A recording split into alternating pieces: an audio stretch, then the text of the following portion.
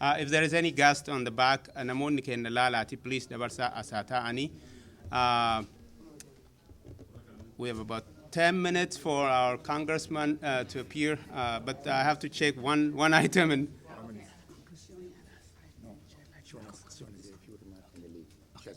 okay,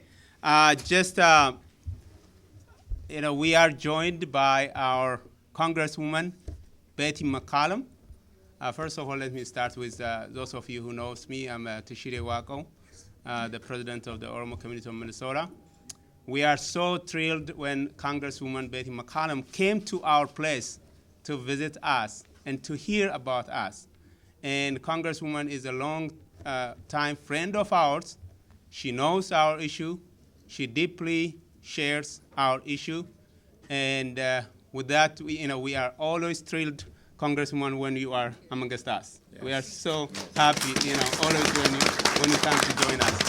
And because of scheduling, time sensitive and going back to the sessions, I would like to give Congresswoman Betty McCollum to say a few words before she leaves. As you know, Congresswoman Betty McCollum, the Oromoo community, we estimate about 6,000 people coming from about 38 states. And yesterday in Maryland, we had the greatest meetings. We have events at second floor, which is Tom Lantos Human Rights Hearings. I hope you'll be there. And also, we have a rally from Capitol Hill all the way to the White House and ending at White House. And all is to bring attention. There are a lot of Oromos in town this week, and which means a big economic boost for Washington, D.C. But we are bringing our attention. Still thousands of people in prison. I think our congressional visitors will highlight for you. I'll leave with that, and I invite you to say a few words at this moment. Thank you so much. Well, thank you for your warm welcome. It's warm outside and it's warm inside here today, too, is it not? And welcome to Washington, D.C. I'm glad you're stimulating the economy here, but we need to make sure we stimulate it back home in Minnesota, right? Yes. It's very important that you're here today to speak up about what we can do to better protect the cause of human rights. The Lantos Human Rights Commission briefing today is very important. It's a step towards informing and educating all the members of Congress about the unacceptable treatment of Oromos in Ethiopia. The current situation in Ethiopia must not be allowed to continue. The Oromo people are suffering. I hear you, and I share your concerns. Peaceful protesters are being imprisoned, they are being tortured, and they are being killed. The Ethiopian government must be held accountable, and it will take pressure from the Congress and the Obama administration to end this repression of the Oromo people. Later this week, I will be meeting with the Ethiopian ambassador to the United States, and that will be the message I deliver what I just told you. Stop the detentions, stop the repression, stop the killing, and respect human rights.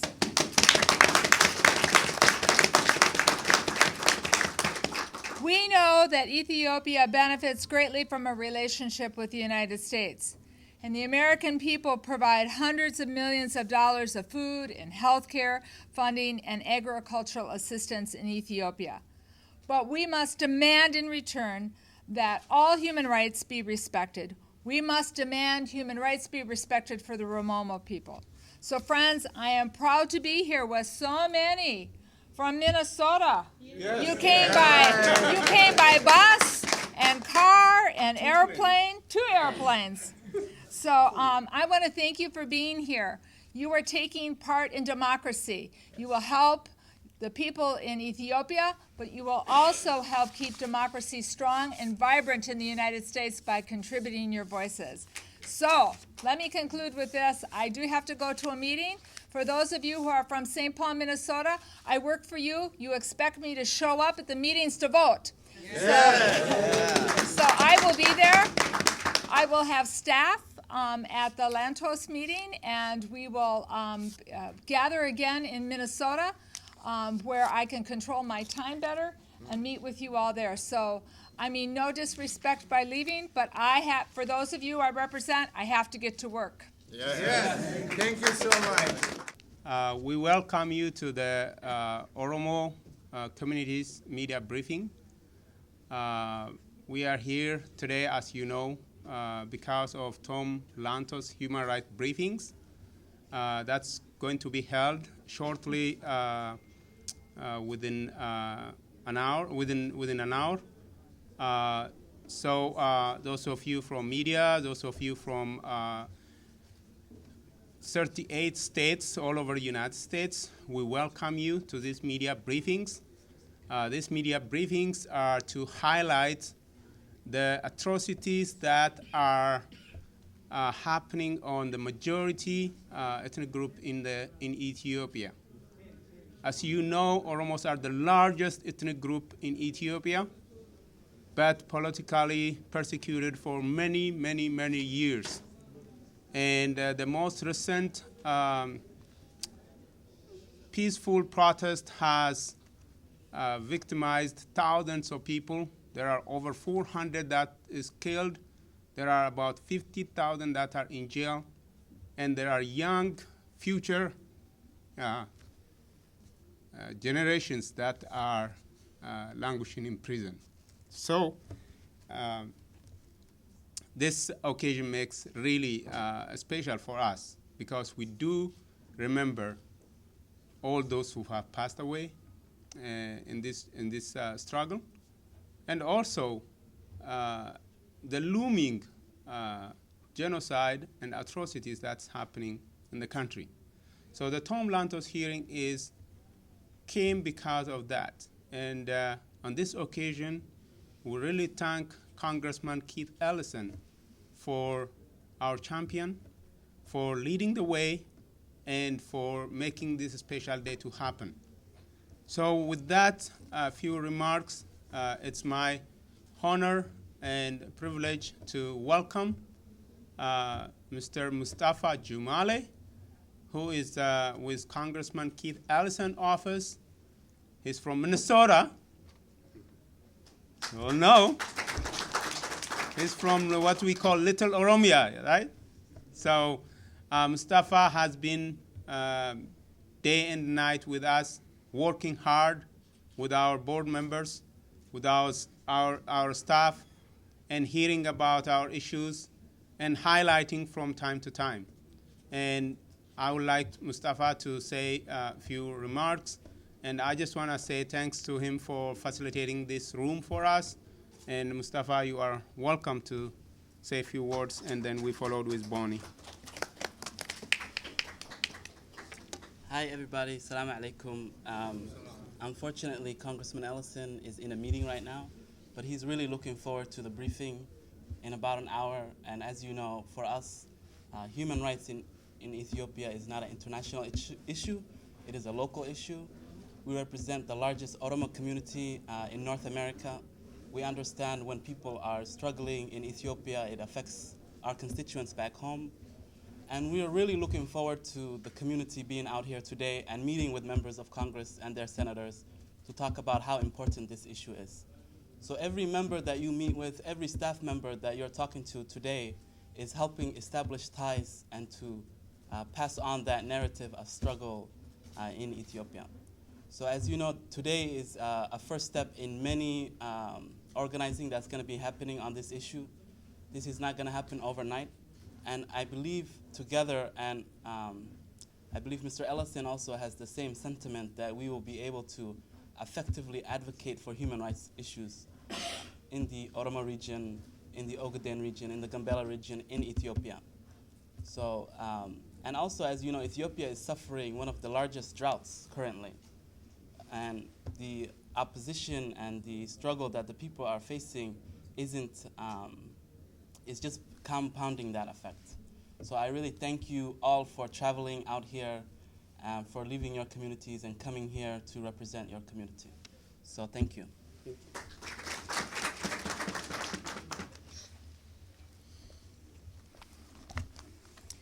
Good morning, everyone. It's a very great honor and a privilege to speak although I've been given 5 minutes, to speak to you about the conditions in Oromia and beyond Oromia in Ethiopia in general. I'm an anthropologist. I first went to the Oromia region in the early 1970s and realized the power and the presence of the Oromo people in the country, and was confronted with the interesting and contradictory truth that the majority people in the country were treated like a minority. And for 40 years, I have watched as the majority people continued to be treated as a minority. I have, in fact, written about this, talked about this as a structural issue, a structural problem, but it has continued as Oromo have experienced exploitation, have stayed on their land and given and given and given. Oromia constitute the greatest part of the wealth of Ethiopia. And that wealth has sustained that state for all the time that I have been watching. And what I have appreciated as an anthropologist is that the Oromo people, because of the sacred knowledge and practices that they honor, the way that they see themselves as part of the land and the resources that are available, have created and have nurtured and preserved that wealth. And even though they have borne a large amount of exploitation, they have stayed on that land and continued to be productive and continue to create peace and keep the water clean. They're responsible for the forests, the arable lands, the clean waters, the people, the animals, even the pollinators. And I was asked recently, why are the Oromo protesting now? They have had all this exploitation all this time. The reason that I think we will discuss as we go into briefing and call for further hearing as we probe more deeply, we'll see that the Oromo now are threatened to be removed from the land, to be actually dispossessed, disconnected from the source of life, which they actually refer to as Handura, which is the navel, the umbilicus that gives them life and gives them strength and power. And when they are removed, or even threatened to be removed from that land, they are rising up. The generation that's rising up is the generation that was raised under this government's period of time.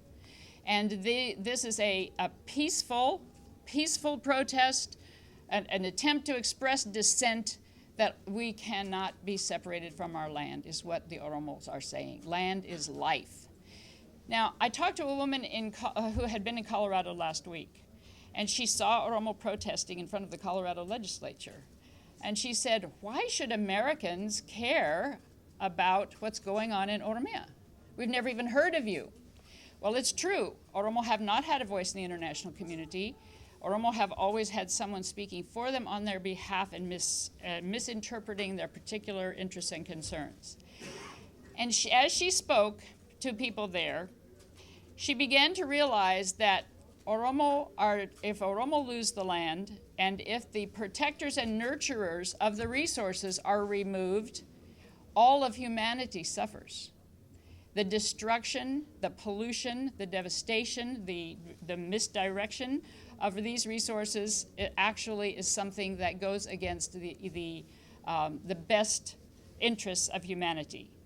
And I would point out, now that the new global agenda has been set, that by 2030, Sustainable Development Goals, SDG, have been set for the globe, the Oromo have a very important contribution to make. The Oromos hold the key to sustainability in the way that they see and nurture and protect lands. So I think that we need to see that the issue of land takeover, land grab, land dispossession is at the heart of this protest that people are protecting. They're rising up to protect. They're rising up to be heard. And I think that there's a great interest that we need to underscore that is there. Also, the representatives, staffer, mentioned the famine that's looming. And I think as we open up the issues that are going on in Oromia and in Ethiopia, This is a briefing that we have today, which hopefully will lead to a hearing. That is the big ask in all of the houses of Congress, which would then lead to action, specific actions that Representative McCollum was calling for.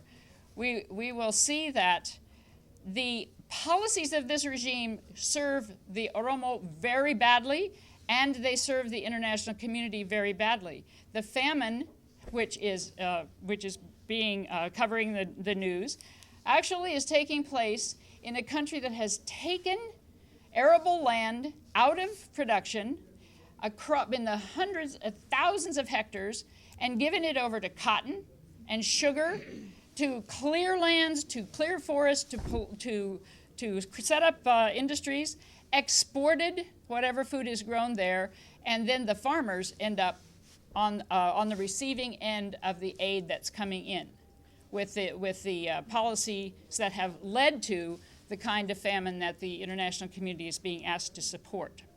Now we know that this particular regime came into power on a wave of famine assistance, and I think that it's something that really needs to be looked at deeply. We can't handle all these issues today, but I'm just flagging those points. I'm flagging the points that the Oromo are 40 million people. This is not a small group of people, even on a global scale. That Oromo have been peaceful. They have been patient beyond endurance. And the people who have risen up in peaceful protest. And their situation needs to be understood. So today is the beginning introduction of the Oromo people and the issues that Oromos raise that apply to people beyond Oromo, to the Gambela, the people of the Omo River Basin, to Ogaden, to all these others. Oromos speak with and in collaboration with others as well. But this process, this polite introduction that happens today with the first briefing that has ever been held in the U.S. Congress on the Oromo issue will lead to others. And as we began to dig more deeply, it is my conviction as a person who's watched this area for 40 years and have worked with Oromo and have seen the generations grow, is that it will uncover a very good alternative to establishing security in that region. The Oromo are central. They're central numerically, geographically, strategically, historically. They have connections with the people all through that region, and they have a peaceful system of values on which they are hoping and planning to build.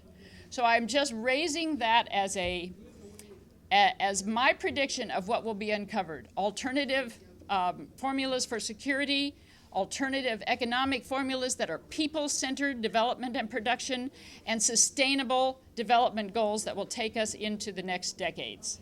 So I welcome the as all Oromos do, I welcome the investigation into these issues. I think it will uncover many key areas that have been hidden from the world because of who has been speaking on behalf of Oromo, or the Ethiopians that have been speaking and silencing the Oromo voice.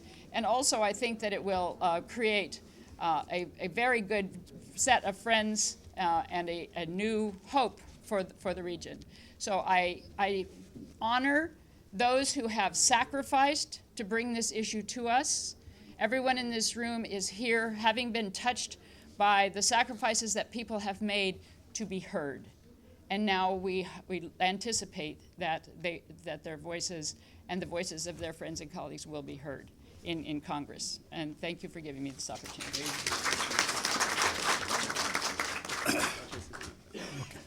Good morning. My name is Ahmed Hussein.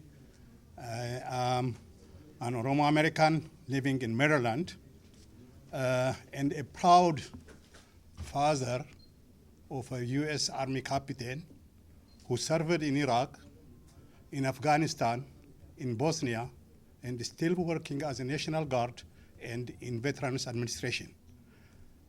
And this is my adopted country. 45 years ago, when I was defending my thesis at the University of Iowa, one of the professors asked me, "What are you going to do after you graduate?" I told him, I will take the next day polite. He said, why, you hate us so much? No, I said, I didn't hate you that much. I love my people. I want to have them to go back. But instead of serving my people, what I saw back, I went to many of them, just because to show by showing only the love of my people and helping them to a certain extent to organize without any trial. I was put under torture. I know what torture means, how the Ethiopian security torture you. I went through. I lost brothers from whom we spent 6 years together in prison, taken away from me, and we were slaughtered. And they were tortured during that period. I spent 10 years in that solitary torture place. And when the new government came back, we thought the American government gave us one hope.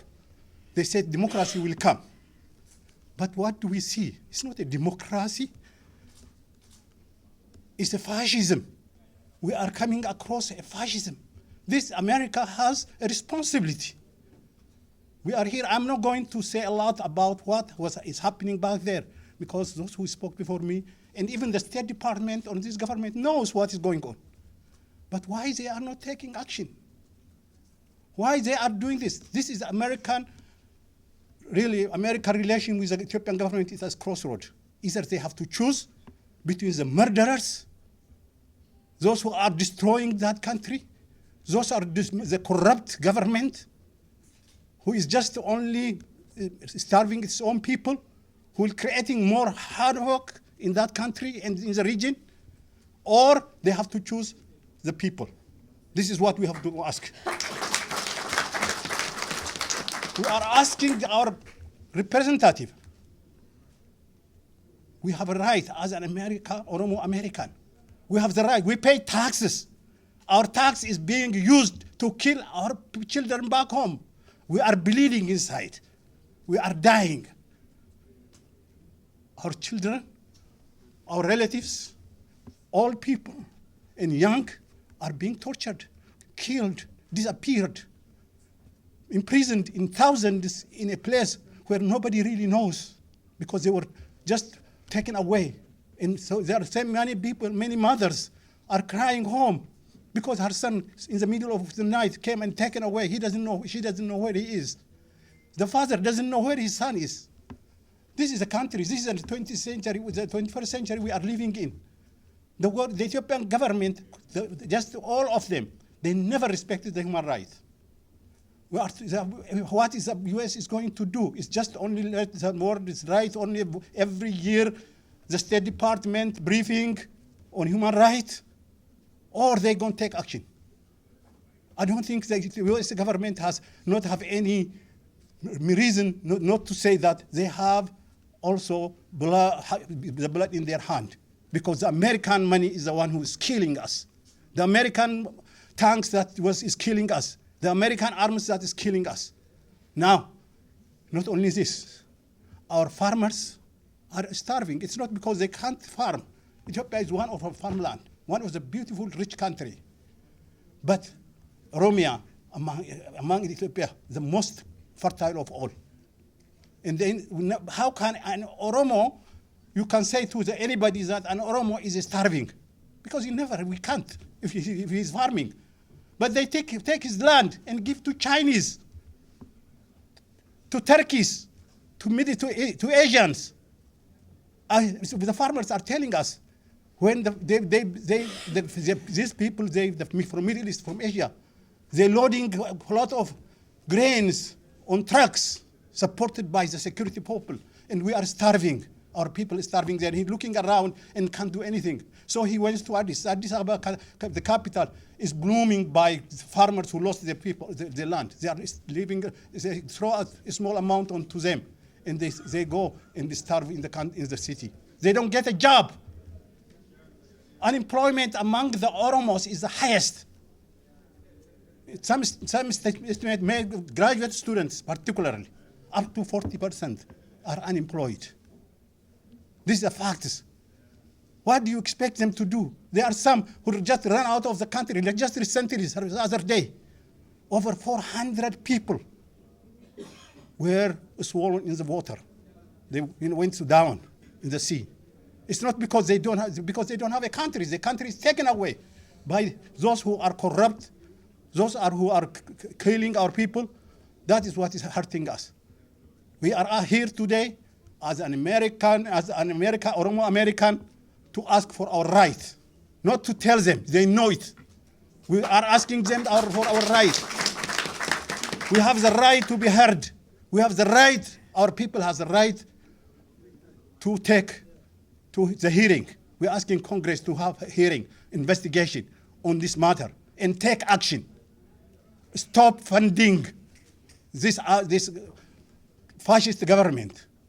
Completely, it's a fascist. It has no other meaning. It's carrying a genocide, not only in Oromia, in Ogaden, in other small regions. This is a fact that is known to all of the world, but the world is silent. Why? Because we are peaceful people. We don't mind. We can just take anything, anybody who come. We will not fight back because we are have been for 100 years. We take whatever given to us. That is torture and killing. We take that. And the world is taking that too. But it will come time when our children are raising up. They will understand that they can't continue like this.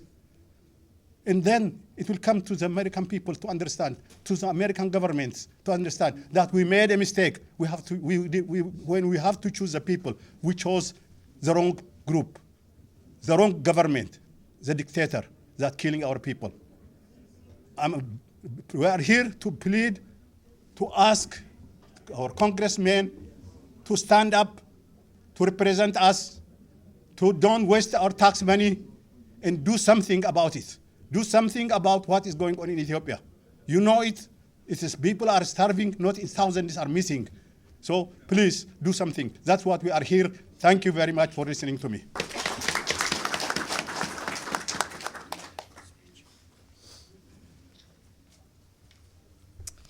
Thank you very much. My name is Gammachu, Pastor Gammachu Olana. I'm a pastor of a congregation and also chairing many of our evangelical congregations. And I just want to be brief. As you can see, we are here with pain, with a grief, with pain, with a lot of pain. And as Bonnie has placed everything in perspective, and we know what is really going there and what is happening. I don't want to repeat that.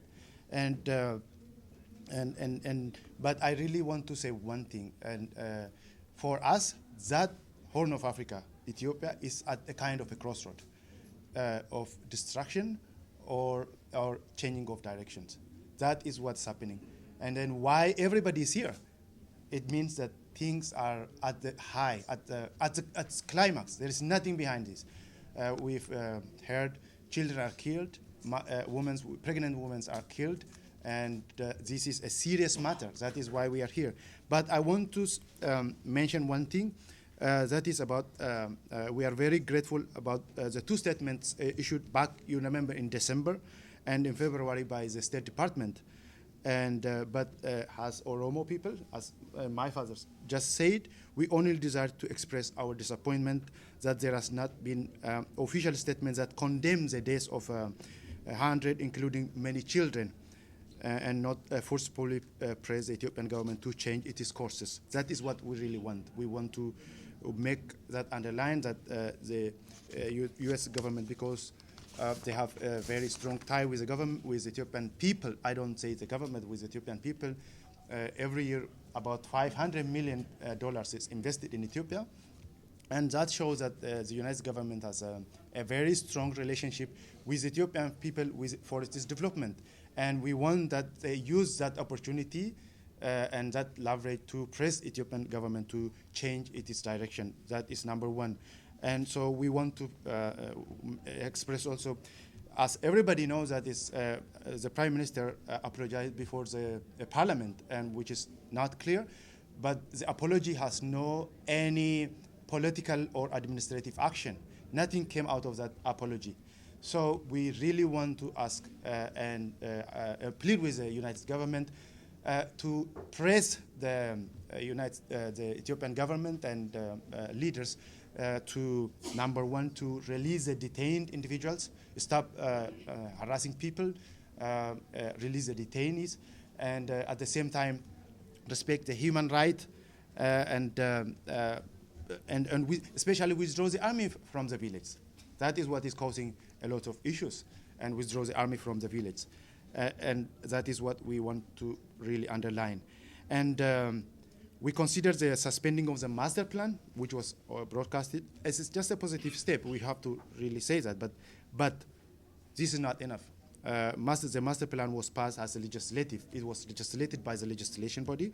Hence, it is suspension or cancellation by word is nothing. It should be legislated by the parliament, by the office itself.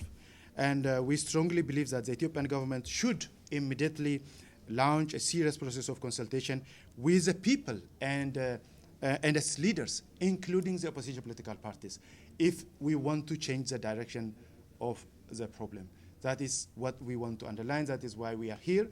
That is why we are here with one single voice as a community, as a civil community. That is what I really want to say. Thank you very much. Thank you so much, Pastor Gamachu. Just to reiterate a couple of questions, a couple of points. One is there is a narrative, world stage narrative about Ethiopia rising, Ethiopia growing, Ethiopia welcome for investment, Ethiopia moving to the middle class by 2025, Ethiopia going to be the middle economy country. Those also are false narratives. Check the World Bank, check the IMF, check the African Bank, check the Exim Bank, Exim Bank from Canada, and from India, from India. Those are false narratives. You may see buildings coming up, you may see development in the city. When you go over there and visit over there, you might see things are really growing. They are growing at the expense of our people. Our people are fighting for food, for survival. And these are investors who are taking over. And we need really to understand the narrative that's out there and really change that narrative to a fact-based narrative, which is Ethiopia is at the crossroad right now. Second is Oromo people are the loving people. Oromo people are welcoming people. Look in Oromia regional state today. How many ethnic groups lives in the Oromia regional state today? Oromo people shouldn't be taken the narrative of this threat. Oromos are being threatened. Oromos coming power to threat. No. If we are a threat, why would others come and live among us? We welcome them. We give them milk. We give them everything. This narrative should be clear out there. It's a fact. Go where I grew up. How many other nationalities live there? Do they live in the north? Do they live in the southern part? No, in the other regions? Take the whole other regions. Do they live there? No. How many nationalities live in Oromia? That narrative should be clear for our neighbors, for our other ethnic groups, and we welcome them to be part of our struggle for justice, not to push anybody, for justice. That's what we are doing. And Oromo shouldn't be a threat in that country. Oromos is a solution for that country. We are the solution for that country. And we are the solution for East Africa. That narrative should be out there. And so with that, we call for action. We call you all for action. We call you, we live in 21st century. We call you to tweet. We call you to be engaged. We call you to talk to your legislature. We call you amongst yourselves. We call you to be on the same narratives, fact-based narratives. We call you not to be silent. At least do something. You have a voice. You can tweet. You can Facebook. You can go on the social media. Do what you can do. Thank you all for coming. hello to everybody who's outside in the hallway. I don't know if they have an audio feed out there, but congratulations to you who made it in first. My name is Lauren Plock-Blanchard. I'm a specialist in African affairs with the Congressional Research Service. For those of you who don't know it, it's essentially Congress's think tank. And I work specifically for all of the members and the committees here on Capitol Hill. It is a real pleasure to be addressing this large crowd today, and thank you all for obviously your interest. I cover the East Africa portfolio for the Congressional Research Service. I also cover Nigeria and a few other things, but Ethiopia takes up quite a bit of my time. As you all know, I think I'm preaching to the choir here. Ethiopia is of incredible importance for U.S. Africa policy, U.S. humanitarian policy, and U.S. development policy around the world. And with that comes some contentious challenges, I think, that Congress and the U.S. administration face in bilateral relations with the Ethiopian government. The Obama administration, that's not me, the Obama administration has described Ethiopia as a model for development in Africa. I think there are probably a few people in this room who might challenge that assertion on some fronts. But the Obama administration and many members of Congress have also expressed concern with the governance trajectory of the country under this administration, or under this government, excuse me, and expressed concern about the government's respect for human rights and political freedoms, press freedoms, freedom of assembly, freedom of speech. And I think that's what we're going to be talking quite a bit about today. You are all, I think, familiar, because you are here, with the recent trend of protests. Some would say sparked over the Addis Ababa master plan, but really linked to some more underlying and longer-standing grievances among the Oromoo community and other communities in Ethiopia about their representation in government, the government's respect for their rights. And I think that's what our panelists here are going to talk about today. Maybe we should go ahead and get started, because I think we only have an hour, and I don't know how long we have this room. And we'll pause when Congressman Ellison comes. I know he wants to say a few words to you all. So let me introduce very briefly our panelists and let them go ahead and get into their remarks if we don't get interrupted. Anuradha Mittal with the Oakland Institute, which has done some very extensive, great work on development projects in Ethiopia and the challenges and pitfalls associated with some of them.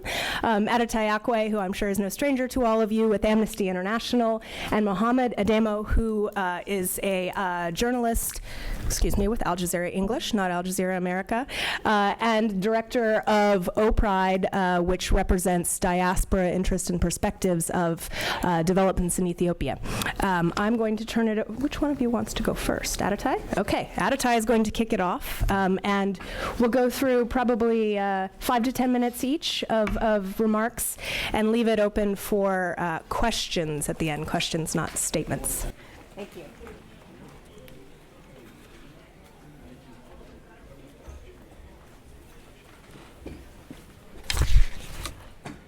Hello, everyone. Before I start my comments, I would like to just congratulate and welcome all of you for what has got to be one of the largest crowds at a briefing in the Rayburn building. And this is no small achievement, so my hat's off to the organizers. It's sad that we're here under such sad circumstances, but this is the beginning, hopefully, of a sustained pressure that will lead to the kinds of changes that we need to see in Ethiopia. Amnesty International has been doing its human rights analysis and monitoring of Ethiopia since 1961.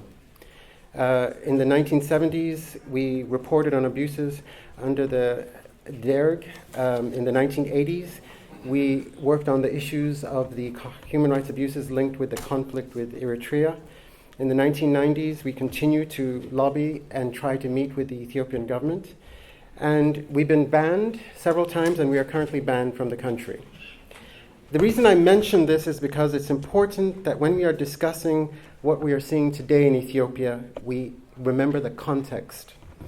As we sit here, members of the Oromo ethnic group are enduring a brutal crackdown that was unleashed following peaceful protests in the fall of 2015. Now, by some estimates, over 400 people have been killed, thousands have been detained, homes and businesses have been destroyed. Similar protests occurred in 2014 and were met with equal violence. No investigations were conducted. Before the Oromo protest, of course, there were crackdowns in Konso and also in the Amhara region. And before that, there were also crackdowns against the Muslim community in 2012. These are just some of the lists of crackdowns that we are aware of, because since the country is not open, there may be much more that is going on. But even with this information, we can see that there's a pattern of violent suppression. The context of repression must include the government's efforts to eradicate freedom of expression, including the targeting of journalists, opposition party leaders, and using the charges of terrorism largely for committing such acts as calling for reform, criticizing the government, or being involved in peaceful protest. The journalists and bloggers who were detained or hounded into exile as part of this are the critics, and they include such names as Eskinder Nega, Temesagan Delasanji, the Zone 9 bloggers, and scores of others.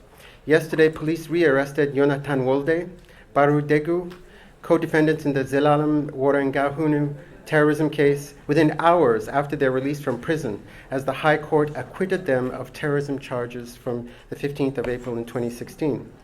This shows a complete disregard for the rule of law by the Ethiopian government. The context of repression must include the use of laws and aggressive use of the court system. Among these, the key legislation would be the Mass Media and Freedom of Information Proclamation of 2009, also accompanied by a slew of rules and regulations restricting access to the internet, allowing the government to monitor and block content it deems unacceptable, and preventing the establishment of an independent internet service provider. For good measure, the government also banned independent publications and blocked websites. Many of you are already familiar with the Anti-Terrorism Proclamation of 2009, the Charities and Societies Proclamation of 2009, both of which have been used to crush civil society and to silence critics and dissenters from government policies, even when the government policies are questionable. In addition to that, the Ethiopian government has also made use of the courts in an effort to add a veneer of credibility, as well as to entangle critics and opponents in proceedings for extended periods of time. Amnesty has found that the Ethiopian courts systematically violate the right to due process through the use of torture and ill treatment, coercive interrogation, usually to extract confessions that are then deemed admissible as evidence. This is a disregard for the principle of impartiality, and there is a consistent denial of access to legal representation. The Ethiopian authorities also continue to sharply attack the ability of human rights groups to function. I mentioned the Charities and Societies Proclamation, which severely hampers the work of human rights groups, denying them access to essential funding, and through the creation of a regulatory body by the government with excessive powers of interference, impacts the running and activities of these groups. This law has basically almost killed or shut down the Human Rights Council and the Ethiopian Women's Lawyers Association. For Ethiopians held in detention, conditions continue to be extremely harsh. Torture is regularly reported to take place during interrogations in the initial stages of detention, often before the detainees have access to their families or to legal representation. Prisoners have been slapped, hung from the walls and by their wrists, beaten with various objects, denied sleep, electrocuted, and they've also been put in solitary confinement for extended periods of time. Within the prison facilities, the conditions are extremely poor and life-threatening. Food and water is often in short supply, and visits from family members are very limited. Then, of course, there's also the issue of forced evictions linked with the villagization or mega development projects, which I know my colleagues will touch upon, and which has led to the displacement of thousands of people. It is critical to remember that the erosion of protection of human rights in Ethiopia has been happening over several years. While many would point to the government's response after the 2005 elections groups like Amnesty International have tried to meet with the Ethiopian government to express our concerns and to offer recommendations about what needs to be changed. We still need to seek those opportunities.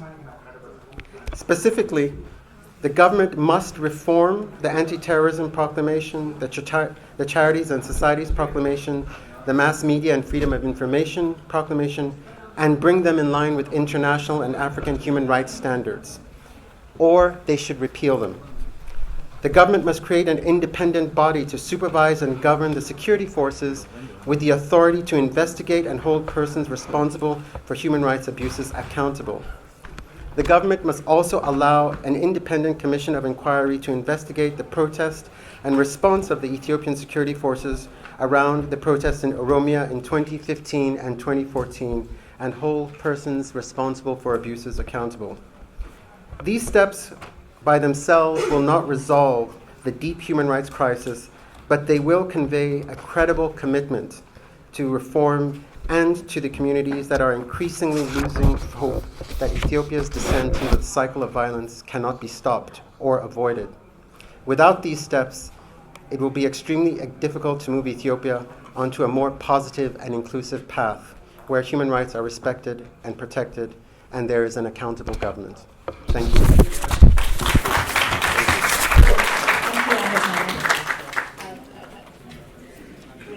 Welcome Congressman Keith Ellison, who represents, as I'm sure you well know, one of the largest Ethiopian diaspora communities in the United States. Thank you very much, Congressman Ellison, for raising attention to this issue and for representing the Human Rights Commission. Thank you. Thank you. Let me say Assalamu alaikum to everybody. And also let me give warm greetings of peace to all the members of the Christian community from Oromo. I know that there's a religious diversity in the Oromo community. Am I right about that? And we're very proud of it, and it's a good thing. I think there might be diversity in religion, but there's unity on the issue of justice for the people. So I'm excited to be part of the discussion, and I just want to let you know that your presence on the Hill today is being felt, has already been felt, and is very important to raising the critical issues. On Capitol Hill, where we are right now, issues of and concerning human rights, the Horn of Africa and Ethiopia will be decided. But if you're not here, your voice won't be part of that decision-making process. The fact that you are here and have shown up in impressive numbers,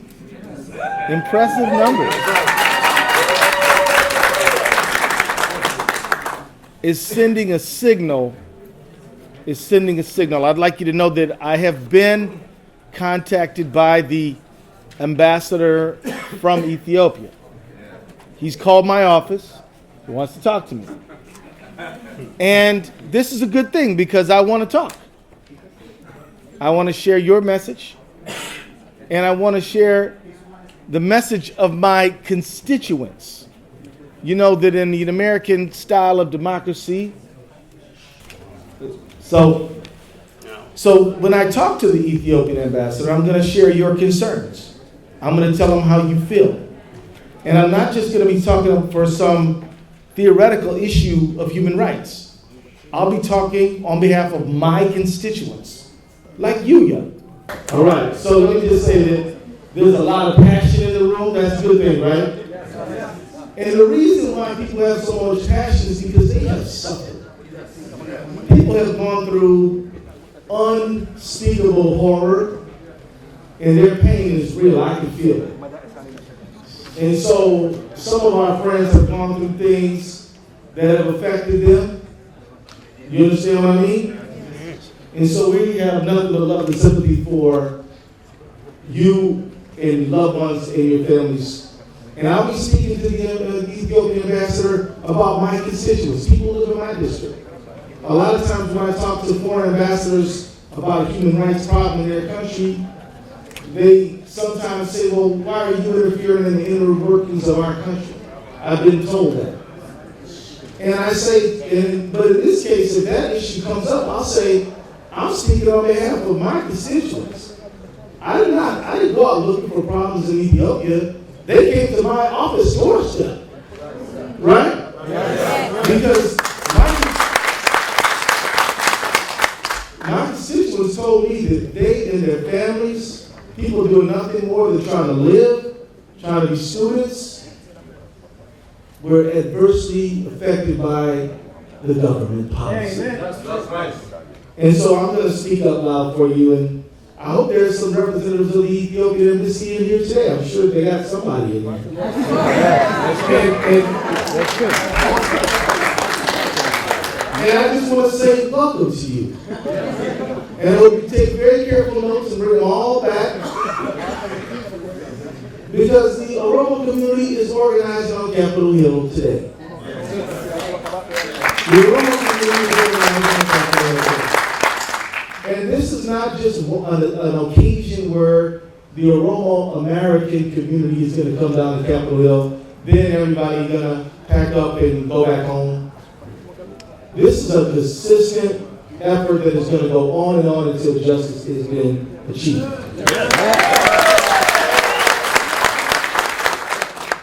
So let me just read to you the prepared remarks I made. Is that all right?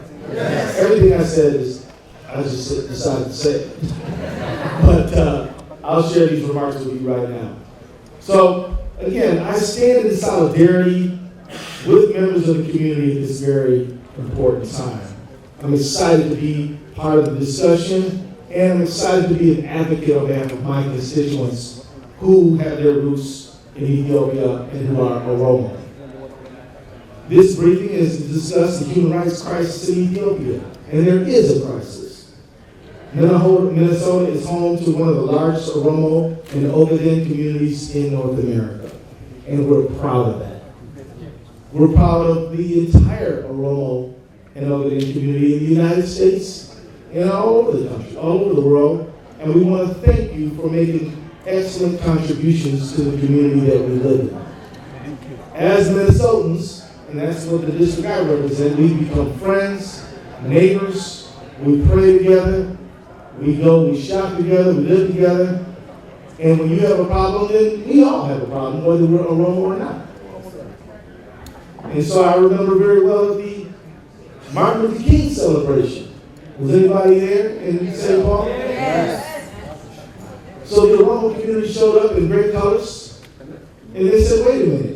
If celebrating Martin Luther King is about celebrating freedom and liberation and human rights, then there's an ongoing human rights problem right now, and it must be acknowledged. And so we stopped and acknowledged, didn't we, sister? Yes, we did. And so Ethiopia has been an important geopolitical ally of the United States. That's the reality.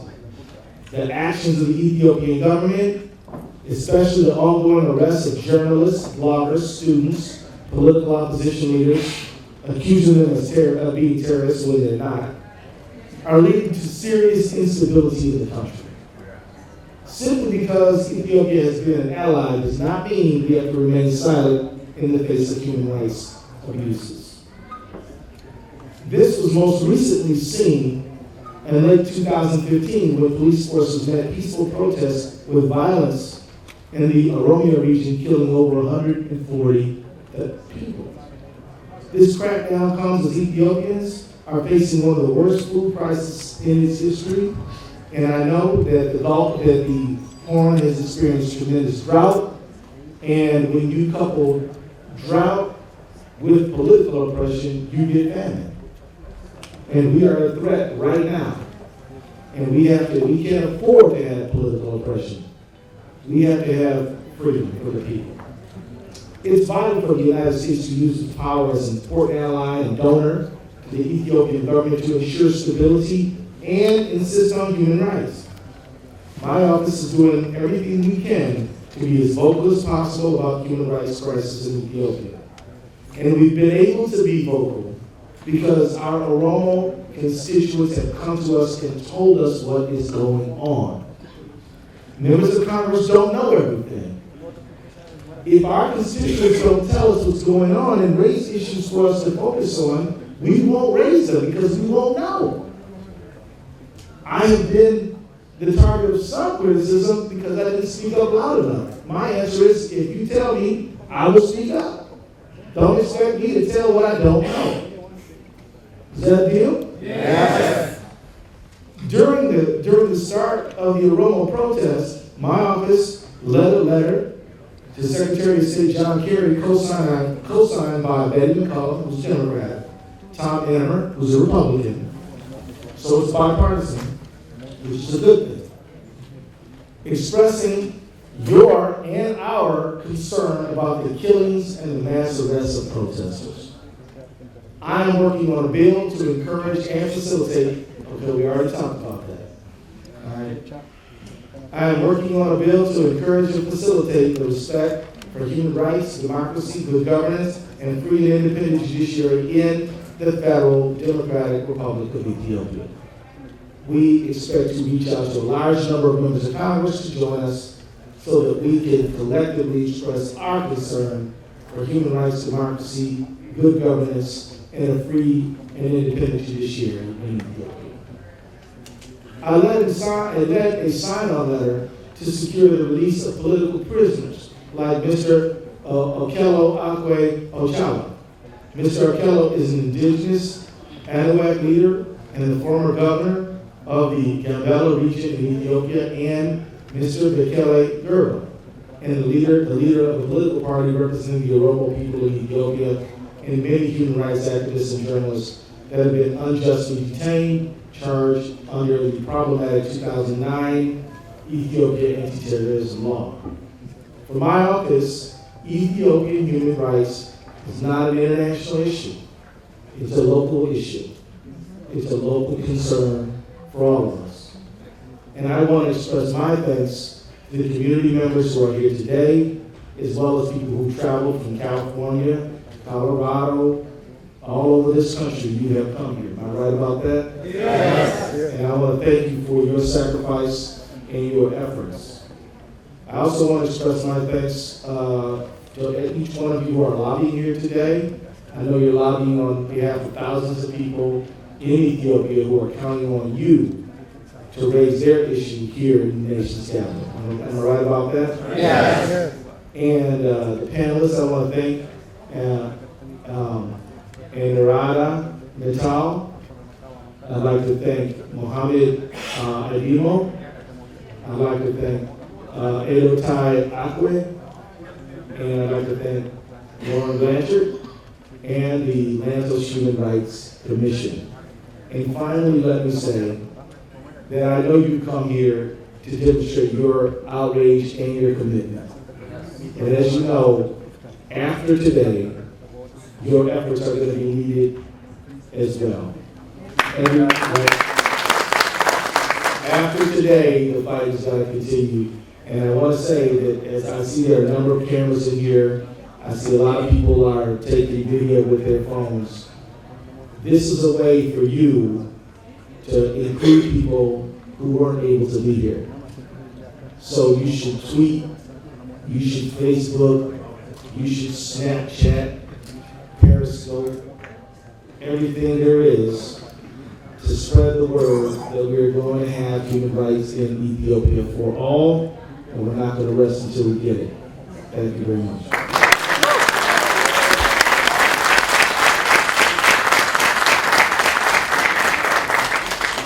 Characterize Ethiopia as one of the most repressive countries in the world in terms of repressing freedom of speech. Journalists remain to this day, despite the release of several prominent journalists last year, journalists remain to this day imprisoned in Ethiopia, and it makes it challenging for all of us to know exactly what's going on in the country. Human Rights Watch has attempted to document the number of people killed in the violent crackdowns against the protests since November. I think at one point, maybe in February, they were able to document about 200. Human Rights Watch's researchers suggest that the number is much larger. I'm sure many of you would report the same. And I would like to turn it over right now to Mohammed to talk a little bit more about the protests, what is going on in the Oromo community right now, and you might also, I'm sure, say a few words about the state of repression against journalism and free speech in Ethiopia. Thank you, Lauren. Thank you, Representative Elson, and I'd like also thank his staff for inviting me. I feel extremely privileged to be here. The outrage, the anger, the frustration at not being heard that you feel is very personal to me. And that is because I know what it is like to be on the other side of the Ethiopian prisons. I've been there. And I know what it is like to be a student protester in Ethiopia. I've been there. So I do like to begin by saying that, yes, there is a crisis in Ethiopia. There is a human rights crisis. But there is also a political crisis in Ethiopia, a crisis that Ethiopia has not faced since the current government came to power in 1991. In fact, the ongoing Oromo protests are unprecedented since 1970s revolution, which toppled the late Emperor Haile Selassie. To provide some context and add sort of a human face to the ongoing crackdown on the Oromo protests, the protests began in November of 2015 in response to the so-called Addis Ababa Master Plan, which sought to expand Addis Ababa, Ethiopian capital's boundaries into the surrounding Oromia region. The master plan, which the authorities scrapped in January following widespread protests, would have expanded Addis Ababa's current boundaries from 54,000 hectares to about 1.1 million hectares. That is 20 times the city's current boundaries. It would have placed 36 Oromia towns in 17 districts under Addis Ababa's jurisdiction. For some perspective, for those of you from Washington, D.C. area, Addis Ababa is much larger than D.C., but imagine for a moment expanding D.C.'s boundaries by 60 times without consulting with the surrounding states, and then also compensating those who will be forced to move from their homes. And I hope you can begin to understand the extent of the problem we face. For the roughly 6 million Oromo farmers who were never consulted but were on the path of this massive urban development scheme, the plan meant displacement from their ancestral lands, a loss of livelihood, but also their cultural identity. So far, more than 400 people have been killed, thousands have been wounded. Victims include children as young as 8-year-old, the elderly, and even pregnant women. At least in 2 instances, security forces have fired at a wedding party for no reason other than playing a music that the ruling party did not approve of. In one case, the groom was severely wounded the day before his wedding, and he spent weeks in hospital, and he missed his wedding. Thousands of Oromo youth continue to be hoarded into overcrowded concentration camp-like detention centers across the country, where torture is a commonplace. Those detained are not charged with any crime, do not have access to lawyers, and can be held there for a very, very long time without anybody knowing their whereabouts. Mr. Bekana Garba, the deputy chairman of the Oromo Federalist Congress, which is an opposition party in the country, has been in jail since December. He has not been charged with any crime, and he's seriously ill. The government response to the protest has been haphazard. Initially, authorities tried to downplay the scale of the protest, saying that it was instigated by anti-peace elements and opposition parties that are based abroad. But as instead of calming the situation, the vilification of Oromo protesters as secessionists, as extremists, only angered more people and led to more protests, virtually reaching every town in every district in the Oromia state. As the ranks of the protesters swelled, officials admitted that the protesters actually had legitimate grievances. As the days toll increases, Ethiopian officials in January told a visiting U.S. State delegation, U.S. State Department delegation, that their excessive use of force was actually a mistake. However, despite this admission of guilt, in a half-hearted apology from the Prime Minister last month, The killings, mass arrest, inhumane treatment of Oromo prisoners continues today. They say that the excessive use of force was a mistake, but not a single member of the military has been held accountable. No investigation has been launched, and they continue to arrest and maim and rape more protesters. This suggests that the ruling party's admission of guilt was a tactical maneuver as opposed to a genuine corrective measure.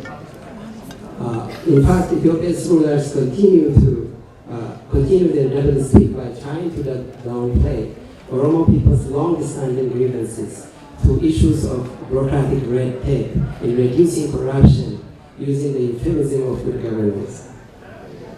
It is important to understand that while the master plan served as the immediate trigger for the current uprising, the underlying cause is the frustration and anger at the Oromo people's continued economic, political, and social marginalization in the Ethiopian state. In town after town across Oromia, the protesters have been chanting, Oromia is not for sale, killing is not an answer to Oromo's grievances, free Oromo political prisoners, we want genuine self-rule. These are not very radical demands. Ethiopia's 1995 constitution promises ethnic groups, all ethnic groups in Ethiopia, including the Oromo, who constitute, by the way, half of Ethiopia's 100 million people, self-governance to protect their linguistic and cultural identity. However, those guarantees are undermined by the ruling party's highly centralized and top-down decision-making and development planning, further eroding the federal structure, which is what is holding the country together. Oromia has been under the emergency military rule for the last 3 months. In some parts of Oromia, nighttime curfews remain in effect. Venturing out after dark puts a person at the risk of assault or arbitrary arrest. Parents are being forced to sign papers absolving the government of any responsibility if their children are killed in future protests. Afar Oromo, Oromia's working language, is denied similar recognition at the federal level. As a result, less than 10% of Oromo are employed in the federal bureaucracy in the 2 federally administered cities of Addis Ababa and Kutaa. This is compounded by the fact that employment in the public sector, the largest employer after agriculture, requires deep connection with the ruling elite or a party membership. By contrast, Tigrayan leaders and their associates control the commanding heights of the economy. The top brass of the army and security establishments are highly unrepresentative of Ethiopia's diversity. By some estimates, ethnic Tigrayans, who make up only about 6% of the total population, hold more than 90% of the key positions in the military, intelligence and security services, as well as foreign affairs. Oromos and other ethnic groups in Ethiopia resent such deepening domination by a minority group. The Oromo people are increasingly feel left out of the key decisions that affect their future in the lack of appropriate avenues to air those grievances. Practically all Oromo cultural and civil society organizations are banned. Too often Oromo dissent is equated with treason or terrorism, so much so that being Oromo itself has become a crime in Ethiopia today. Such resentment and the regime's refusal to address Oromo people's aspiration for self-determination and a meaningful autonomy, coupled with the centralization of power and the lack of democracy in Ethiopia, pose an existential threat to the Ethiopian state, as we know. Ethiopia's worsening instability will have serious consequences for the Horn of Africa and beyond. And what the U.S. government does to resolve this crisis, particularly in Oromia, will have lasting implications. For some context, I would like to remind you of a similar hearing that took place in this building in 1991. The U.S. House Committee on Foreign Affairs held a hearing on Ethiopia. In his opening remarks, Representative Toby Roth of Wisconsin noted, quote, "It would be a tragedy if the repeat of Mengistu Haile leads to another repressive regime with a different name. The United States cannot let that happen," unquote. Responding to Roth's concerns, then Assistant Secretary of State for African Affairs Herman Cohen defended the United States support for the victorious rebels, Ethiopia's current rulers, noting that they were saying all the right things and the assurance that they had assured him of their commitment to democratization. Unfortunately, it did not take long for representative premonitions to come true. Ethiopia's former freedom fighters, with US backing of course, have now morphed fully into autocrats, hijacking the Ethiopian people's long struggle for freedom and undermining hopes for a broad-based and democratic political system. Coincidentally, last month, Ethiopian officials repeated those same vague and hollow assurances to Mr. Tom Malnowski, the U.S. Assistant Secretary for Democracy, Human Rights, and Labor. Ethiopia's rulers have become adept at using high-sounding buzzwords such as democracy, rule of law, good governance, and development to evade scrutiny. Yet what is surprising, at least to me, is their foreign backers, including U.S. government officials, are quick to accept those empty promises at the face value. That's not all. Sadly, the U.S. government continues to prioritize short-term security and counterterrorism objectives in its relationship with Ethiopia. Just earlier this month, the U.S. Africa Command signed a new defense agreement with Ethiopia outlining broad-ranging security cooperation, including equipment, military training, intelligence sharing, and logistics support for Ethiopian defense forces. The very unit that is implicated in killing more than 400 protesters in the last 4 months. The U.S. government has enormous leverage with Ethiopia's rulers, that's if they want to use. But the lack of a long-term comprehensive policy that considers America's strategic interests as well as the aspirations of Oromo and other people in Ethiopia for freedom and dignity has the effect of undermining U.S. credibility among ordinary Ethiopians, and more importantly, is directly contributing to the country's instability by propping up a very unpopular regime. Under the weight of Ethiopia's autocracy, I don't think I have to say much that the space for political dissent has narrowed, leaving the door open for perfect storm. There is no accountability of rule of law in Ethiopia today. The law is, in fact, an instrument of oppression and coercion, a means to criminalize the legitimate activities and opinions of opposition parties, journalists, and human rights defenders. Even more worrisome, the regime incites, exploits ethnic and religious divisions inside the country to preempt a united opposition to its increasingly dictatorial rule. Young people in Ethiopia today face 3 stark choices: to join the ruling party to gain employment, to flee the country, or fight. A journey through the Sahara across the Mediterranean, as we have seen over the weekend, has proven very treacherous.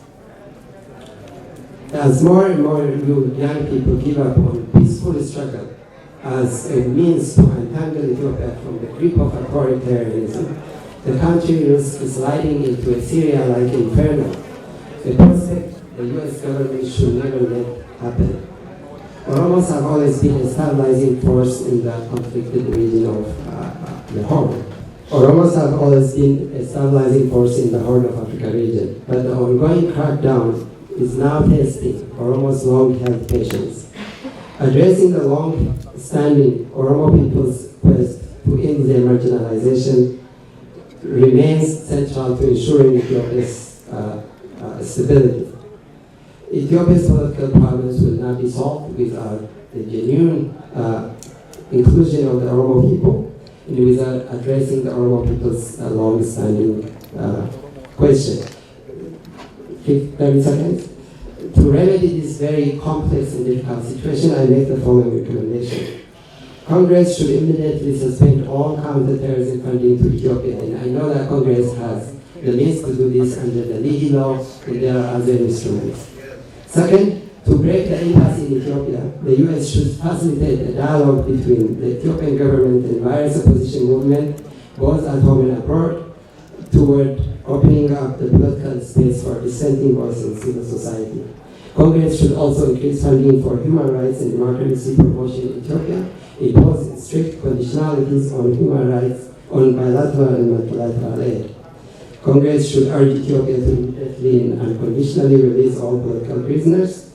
And finally, U.S. officials in Ethiopia should actively monitor all political trials and the treatment of prisoners, including visits to prisons in Addis Ababa, but more importantly, detention centers across the country where there is no media or another publicity. Thank you for your time.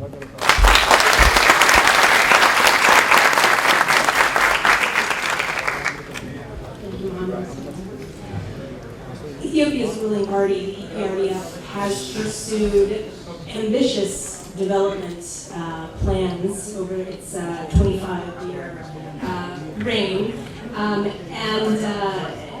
they have received mixed reviews. Obviously, I mentioned earlier the Obama administration considers the government to be a model for development in Africa. I'm going to turn it over now to my colleague Anuradha to discuss some other reviews of Ethiopia's development programs. Both the Oakland Institute and other groups, International Rivers and others, have highlighted some of the human impacts and environmental impacts of these development schemes, efforts to attract foreign investment into Ethiopia and transform the economy. And so I'm going to turn it over to you. Thanks, Lauren. Thank you, Congressman Ellison. Thank you, Congressman Ellison. I think you have made possible here today what is not possible in Ethiopia.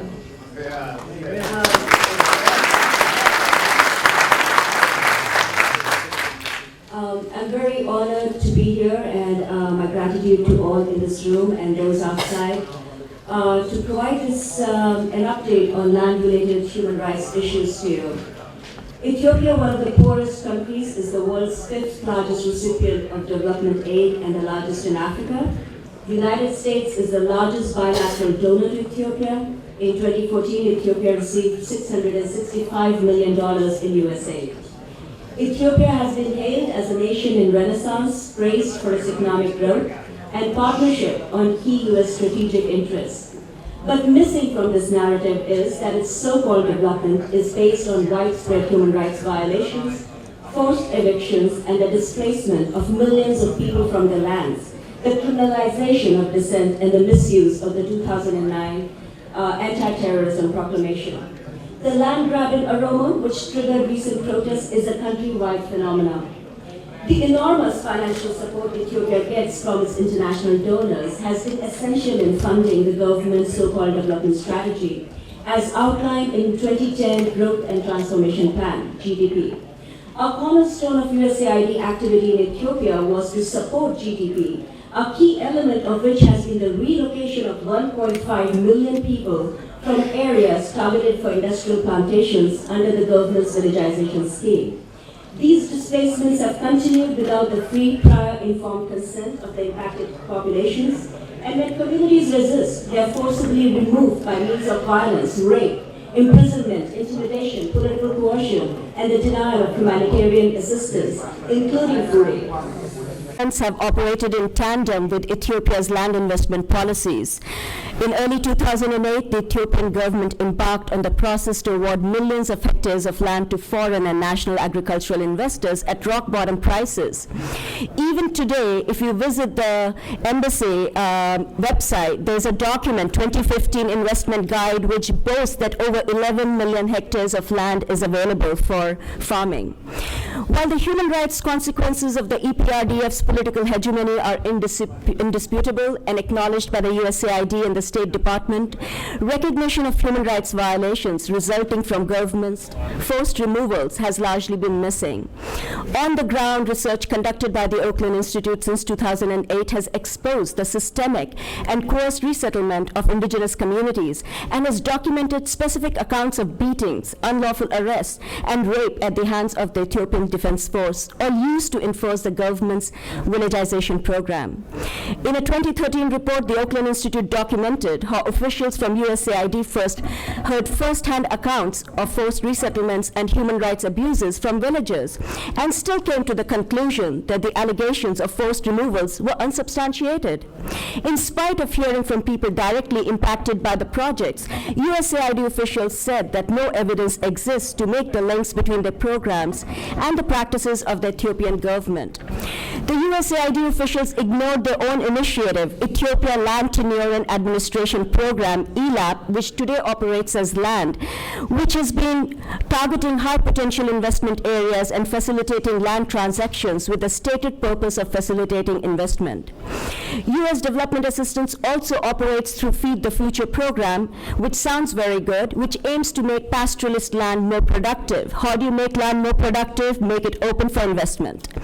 In September 2015, in violation of Appropriations Bill of 2012, 2014, 2015, and 2016, the U.S. Treasury voted in favor of World Bank's new Enhancing Shared Prosperity Through Equitable Services, ESPES program in Ethiopia.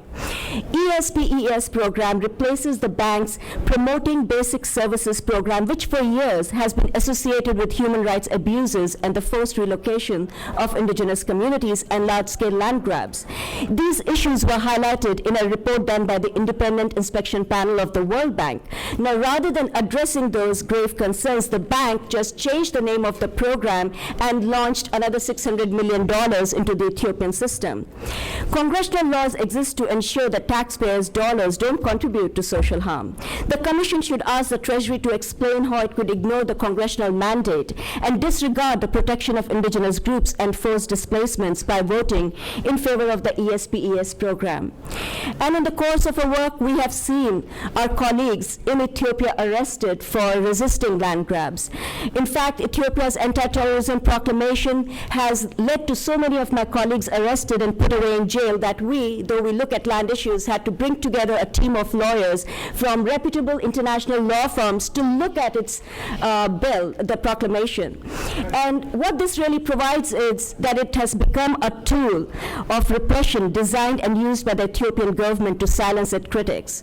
While legitimate anti-terrorism laws exist, and Ethiopia's anti-terrorism proclamation criminalizes basic human rights, especially freedoms of speech and assembly. The law defines terrorism in extremely broad and vague ways so as to give the government enormous leeway to punish words and actions that would be perfectly legal in a democracy. It gives too much power to the police and security services and shifts the burden of proof to the accused. Worse still, many of those charged report having been tortured, and the so-called confessions that have been obtained as a result have been used against them at the trial. Those who have been charged as terrorists under the law, we have heard, includes newspaper editors, journalists, indigenous leaders, land rights activists, bloggers, political opposition members, and students, future generation of Ethiopia. The anti-terrorism laws are being used by the Ethiopian government not against the terrorists, but against its own citizens. Ethiopia is one of the largest recipients of U.S. development aid. It is imperative to ensure that efforts to reduce hunger, poverty, and conflict in East Africa are not being undermined by undemocratic and repressive development practices in Ethiopia. Congress put forward important protection in the 2014, 2015, and 2016 appropriations bills around our aid being used for forced displacements. It is time to follow up through with those promises to ensure proper monitoring of the situation on the ground and where necessary redirection of funds. We recognize the need for development aid, especially during a major humanitarian crisis like the current drought in Ethiopia. Yet it is counterproductive if donor aid is supporting the destruction of natural resources upon which the poor and the indigenous directly depend, and if it enables projects that lead to human rights abuses. Current U.S. support to the Ethiopian government, financial, political, and moral, is in danger of producing exactly the opposite result from what we intend. It is enabling an authoritarian regime to ignore the rights and interests of its own citizens, which can only end in violence and instability. The U.S. Congress should undertake a serious examination of development aid to Ethiopia to ensure that it is not supporting political repression and it is not being funneled into land grabs that are undermining the poverty alleviation intent of U.S. taxpayer aid. Lastly, the European Union earlier this year passed a strong worded resolution on human rights situation in Ethiopia. It is time for the United States to speak up for democracy and human rights in Ethiopia. Friends do not allow friends to do what Ethiopia is doing. Thank you.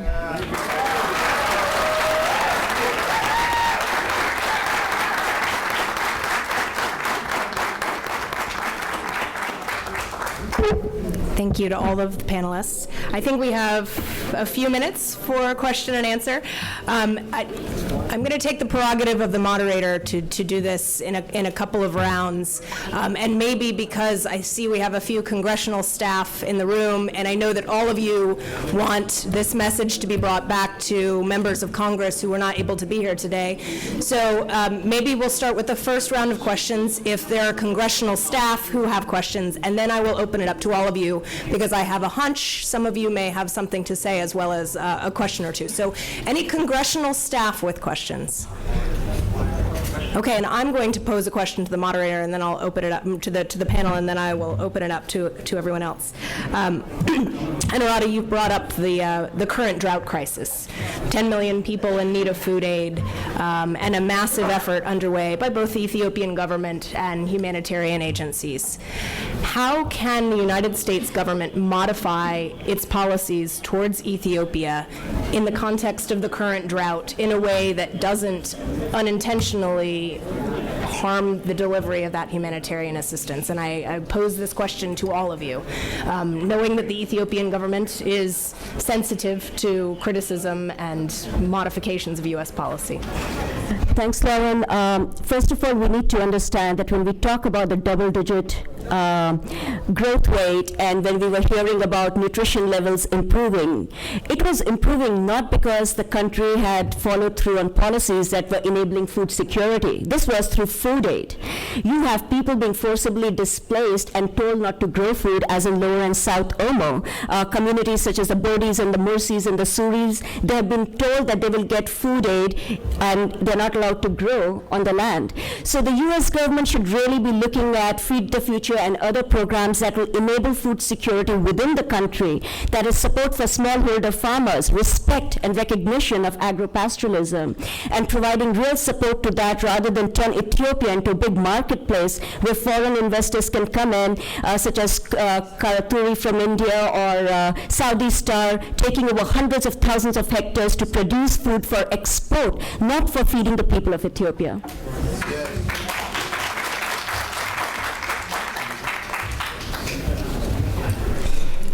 Thank you for posing that question. And it's a really important one. And we talked about political crisis, and this is another crisis that Ethiopia faces. And there are also historical parallels, because both the last regimes in Ethiopia, Mengistu and Haile Selassie, faced drought and famine and also protest. And that's what saw their demise.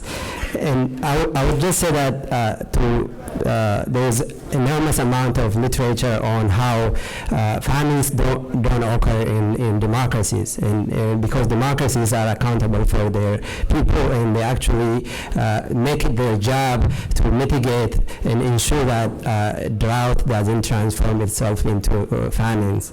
In Ethiopia's recurring food shortage crisis is a policy issue, and I think what we need in Ethiopia is a change in a government that is accountable and that is quick to respond. And if you just looked at the government's response during the current drought, for months they downplayed it, saying that they had it all under control, and that is because they wanted to protect their image as Democrats, and also they wanted to protect the country's image that they want to project as a rising star in a continent of Africa. So there's development, if there is any. The beneficiaries have not crossed the narrow circles of the ruling elites and the Tigrayan elites. So I think we need a policy change and a government that is accountable, that actually works to ensure that these problems are gone for once and all. All right. I'm going to open it up to questions. If you have a statement, please keep it brief in respect of others who have questions. Yes. Egaan daawwattoota keenya ammas akkuma argitanitti tuutni waldaa Hawaasa Oromoo Pennsylvania bakka kanatti argamu hiriira kana wal qabatee yaada akkam qabu kan jedhan mee isaan keessaa dubbifnee jirra. Mee hiriira guyyaa har'aa kana ilaalchisee Pennsylvania irraa dhufte yaada akkam qabda? Yaada baay'ee nutti tolee tokkummaa Oromoo arginee magaalaa Philadelphia fi Lancasterii baasiidhaan dhufne. Senaataroota keenya, koongirasmaanii naannoo keenya bakka bu'anii dhufanii namoota 4 argannee haasofsiisnee hiriira kanarratti hirmaannee hedduutti gammannee tokkummaa Oromoo kana arguu keenyaa fi waa'ee miidhama ijoollee Oromoo rakkoo Oromoo irra gahaa jiru kan addunyaatti agarsiisuuf bakka kanatti argamuu keenyatti hedduu nutti tolaa baay'ee gammannaa jabaadhaa jennaa warri OMNs galatoomaa bakka kanatti argamanii sagantaa kana dabarsuu keessaniif. Sababaan hiriira guyyaa har'aa kun mormii biyya keessa geggeeffamaa jiru wal qabatee ajjeechaa yoo xiqqaate namoota 550 oltu ajjeefame mootummaa Itoophiyaatiin mormiin kun ammoo ji'a 5 itti fufee jira ammas dhaabbataan jiru yoo akkam ta'e dhaabbata mormii kanaan wal qabatee hoo yaadni qabdan maali?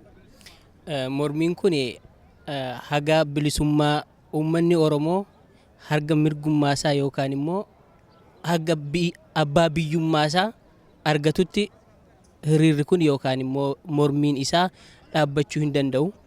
Haga dhuma keenya ta'a malee namummaan keenya hamma jirutti uummanni Oromoo uf bareera deebi'ee hamma abbaa biyyummaa isaatti mirkaneeffatutti hiriirri kunis ta'e mormiin keenyas ittuma fufa. Hawaasa Oromoo Pensilveeniyaa dabalatee kan addunyaa guutuu keessa jiraatan mormii biyya keessaa karaa kamiin bira dhaabbatu qaban jettanii yaaddu akka manguddoo Oromootti? Akka itti yaadnu kan duraa qabsoo barbaachisaa qabsoodhaan ijaaramuudhaa ammallee deebinee akka jiru wal bira dhaabannee qabsoo biyya keessaa kan ijoolleen halkanii guyyaa harka duwwaa itti dhuman hidhaman madaayan bira dhaabannee gargaaruudha. Kanaan qabsoon akka adeemtu akka bakka barbaannu geennutti qabsoo godhu nurraa eegama. Hiriira guyyaa har'aa kan qopheesse waldaalee hawaasa Oromoo bakka bu'oota keessattuu Minisootaadha. Dirreen irratti qophaa'e immoo Waashingteen DCdha. Kana lamaaniin maal jettanis? Baay'isaa galatoomaa Waaqayyo isin eebbisuu tokkummaa keenyas immoo akkuma kana nuuf guddisuu nuuf bal'isu isinis immoo tun isin hin galateeffatin darbuu hin danda'u warri OMN ammayyuu jabaadhaa itti nuufufa Waaqayyo isin gargaaru tokkummaa keenyas gara fuulduraatti nuuf faceessisuun jedha. Hiriira kanaan booda maaltu uumama jettanii yaaddu? Yoo mootummaan Ameerikaa fala tokko uume maaltu itti aanu isin? Kan itti aanu jennee kan yaannu inni tokko bilisummaa Oromootu ta'a jennee yaanna. Yoo inni ta'uu baate immoo hanga gaafa bilisummaan dhuftutti inuma falmannaa asuma deebinaa gara biraas hin dhandhaa biyyas dhandhee immoo yoo Waaqayyo Oromoo bilisa baasee akka har'a wal agarre kanatti immoo Oromiyaatti walitti deebinee wal agarra. Walumaa galatti gabaabinnatti hawaasa Oromoo har'a kana bakka kana argamaniif bakka biraattis jiraatanii fi uummata Oromoo biyya keessaaf dhaamsa akkam qabdu? Uummata biyya keessaa dhaamsi nu qabnu jabaadhaa isin duuba jirra qabeennaan jireennaan sabboontummaan Oromummaan wama maraan isin bira dhaabannaa hin dadhabinaa hin ifatinaa jabaadhaa qabsoo teessan itti fufaa jenna. Hawaasa Oromoo Pensilveeniyaa hedduu galatoomaa ulfaadhaa. Egaan daawwattoota keenyaa ammas akkuma argitanitti tuutni waldaa hawaasa Oromoo Pensilveeniyaa bakka kanatti argamu hiriira kanaan wal qabatee yaada akkam qabu kan jedhan mee isaan keessaa dubbifnee jirra. Mee hiriira guyyaa har'aa kana ilaalchisee Pensilveeniyaa irraa dhufte yaada akkam qabda? Yaada baay'ee nutti tolee tokkummaa Oromoo arginee magaalaa Filaadelfiyaa fi Laankasterii baasiidhaan dhufne seenaataroota keenya koongiresmaanii naannoo keenya bakka bu'anii dhufanii namoota 4 argannee haasofsiisnee hiriira kana irratti hirmaannee hedduutti gammannee tokkummaa Oromoo kana arguu keenyaa fi waa'ee miidhama ijoollee Oromoo rakkoo Oromoo irra gahaa jiru kan addunyaatti agarsiisuuf bakka kanatti argamuu keenyatti hedduu nutti tolaa baay'ee gammannaa jabaadhaa jennaa warri OMNs galatoomaa bakka kanatti argamanii sagantaa kana dabarsuu keessaniif.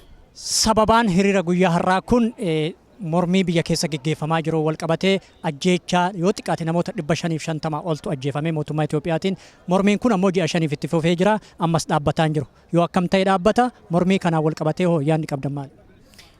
Mormiin kun haga bilisummaa uummanni Oromoo harga mirgummaasaa yookaan immoo haga abbaa biyyummaasaa argatutti hiriirri kun yookaan immoo mormiin isaa dhaabbachuu hin danda'u.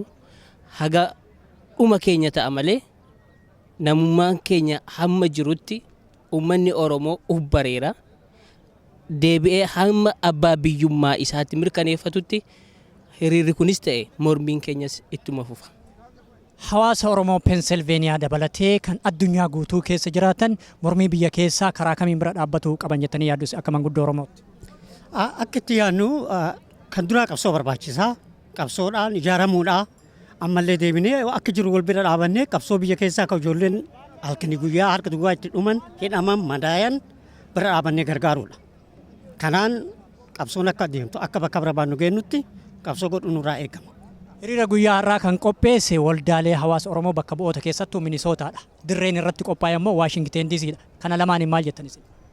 Baay'isaa galatoomaa Waaqayyo isin eebbisu tokkummaa keenyas immoo akkuma kana nuuf guddisuu nuuf bal'isu isinis immoo tun isin galateeffatin darbuu hin danda'u warri OMN ammayyuu jabaadhaa itti nuufufa Waaqayyo isin gargaaru tokkummaa keenyas gara fuulduraatti nuuf ceesisuun jedha.